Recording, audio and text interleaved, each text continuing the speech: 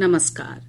आकाशवाणी दरभंगा आ विविध भारती पटना सँ प्रस्तुत अछि संवादक संग हम छी कल्पना झा। संसदक बजट सत्र आइ सँ आरंभ भऽ गेल। राष्ट्रपति द्रौपदी मुर्मू दुनू सदनक संयुक्त बैसक के संबोधित कयलनि। श्रीमती मुर्मू कहलनि जे एनडीए सरकारक तेसर कार्यकाल मे 3 गुना तेज गति सँ काज भऽ रहल अछि।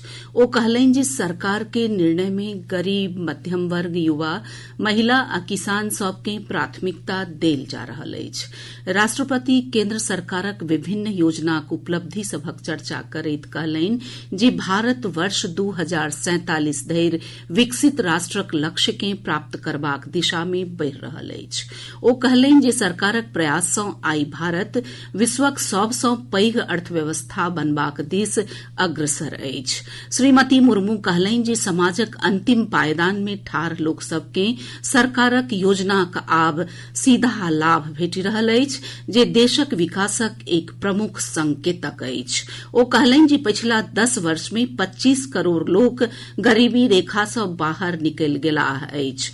श्रीमती मुर्मू कहलनि जे सरकार मध्यम वर्गक योगदान के स्वीकार करैत हुनक कल्याणक लेल सोचि रहल अछि। राष्ट्रपति कहलनि जे 8म वेतन आयोगक गठन सँ सरकारी कर्मचारीक वेतन मे वृद्धि होयत। केंद्रीय वित्त मंत्री निर्मला सीतारामन आइ संसद मे आर्थिक सर्वेक्षण प्रस्तुत कयलनि। एहि मे वित्तीय वर्ष 2025 मे देशक वास्तविक सकल घरेलू उत्पाद जीडीपी मे 6.4% वृद्धि होयबाक अनुमान अछि।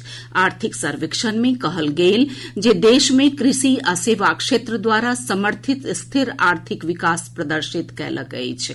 एहि मे जनाओल गेल जे रिकॉर्ड खरीफ उत्पादन आ अनुकूल कृषि परिस्थिति सभक कारणे ग्रामीण मांग मे सुधार भऽ रहल अछि। सर्वेक्षण मे जनाओल गेल जे कमजोर वैश्विक मांग आ घरेलू मौसमी परिस्थिति सभक कारणे विनिर्माण क्षेत्रक दबावक सामना करऽ पड़ल। निजी खपत स्थिर रहल, जे स्थिर घरेलू मांग के दर्शबैत अछि। सर्वेक्षण मे चर्चा कयल गेल जे राजकोषीय अनुशासन आ सेवा व्यापार अधिशेष आ स्वस्थ प्रेषण वृद्धि द्वारा समर्थित मजबूत बाहरी संतुलन व्यापक आर्थिक स्थिरता में योगदान देलक। सर्वेक्षण में जनाओल गेल जे 2011-12क स्थिर मूल्य सब पर देशक जीडीपी पहिल तिमाही में 6.7%, वित्त वर्ष 25 में 5.4 बढ़ल। प्रधानमंत्री नरेंद्र मोदी बजट सत्र सँ पहिने अपन संबोधन मे उम्मीद जतौलनि जे ई बजट सभ देशवासीक लेल कल्याणकारी होयत। श्री मोदी कहलनि जे हुनक तेसर कार्यकालक ई पहिल पूर्ण बजट अछि। ओ जनौलनि जे विकसित भारत 2047क लक्ष्य के प्राप्त करबाक दिशा मे ई बजट देश के नव ऊर्जा देत। श्री मोदी कहलनि जे ई बहुत गर्वक बात अछि जे भारत एक लोकतांत्रिक राष्ट्रक रूप में 75 वर्ष पूरा कऽ लेलक आ वैश्विक स्तर पर अपन पहचान बनौलक अछि।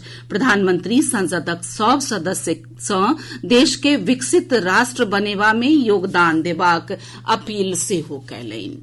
बोधगयाक कालचक्र मैदान में आइ सँ अंतर्राष्ट्रीय बौद्ध महोत्सव प्रारंभ भेल। हमर संवाददाता जनौलनि जे पर्यटन विभाग द्वारा आयोजित एहि कार्यक्रमक आइ साँझ केंद्रीय मंत्री जीतन राम मांझी, उप मुख्यमंत्री सम्राट चौधरी आ विजय कुमार सिन्हा संयुक्त रूप सँ उद्घाटन कयलनि।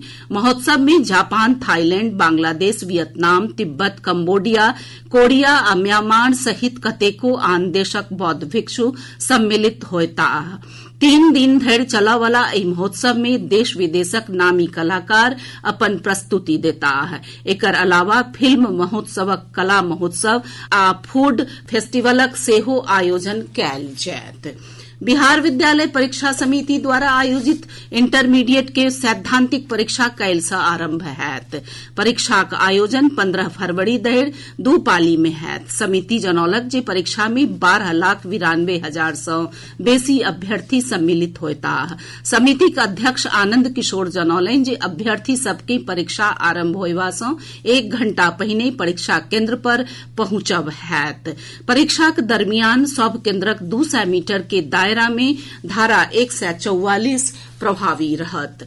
प्रदेश में न्यूनतम आ अधिकतम तापमान में वृद्धि होयबा सँ ठंडा में कमी आयल अछि। मौसम विज्ञान केन्द्रक अनुसार अगिला 3 दिन धरि राज्यक अधिकतर भाग में न्यूनतम तापमान में वृद्धिक क्रम जारी रहत। ओतहि भोरक काल हिमालयक तराई क्षेत्र में घनगर कुहेसक स्थिति बनल रहबाक पूर्वानुमान जनाओल गेल अछि। एहि संग आकाशवाणी दरभंगा आ विविध भारती पटना सँ प्रसारित संवादक ई अंक समाप्त भेल।